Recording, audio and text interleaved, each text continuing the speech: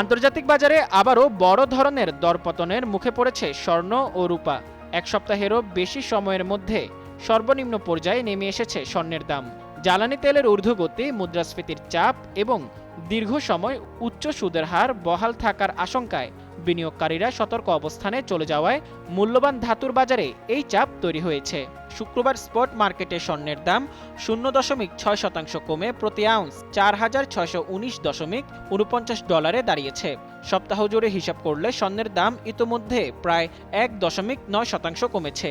একই সঙ্গে জুন ডেলিভারির জন্য মার্কিন স্বর্ণ ফিউচারের দামও 1.3% কমে $4,625.70 নেমে এসেছে। কি হয়েছে? মিনিস্টার ফ্রিজ কিনে হাম্বা জিতেছে। মিনিস্টার ফ্রিজ কিনুন, হাম্বা জিতুন, আরো আছে আকর্ষণীয় উপহার। বিশ্লেষকরা বলছেন, চলতি সপ্তাহে মার্কিন ডলারের শক্তিশালী অবস্থান স্বর্ণ বাজারে বড় প্রভাব ফেলেছে। ডলারের মান 1% বেশি বেড়ে যাওয়ায় অন্যান্য মুদ্রার বিনিয়োগকারীদের জন্য স্বর্ণ কেনা আরও ব্যয়বহুল হয়ে উঠেছে।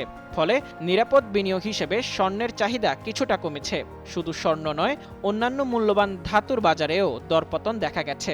স্পট মার্কেটে রূপার দাম 1.7% কমে প্রতি আউন্স $82.08 নেমেছে। এছাড়া প্লাটিনামের দাম 0.6% কমে $2043.25 এবং প্যালাডিয়ামের দাম 0.1% কমে $1435.36 দাঁড়িয়েছে।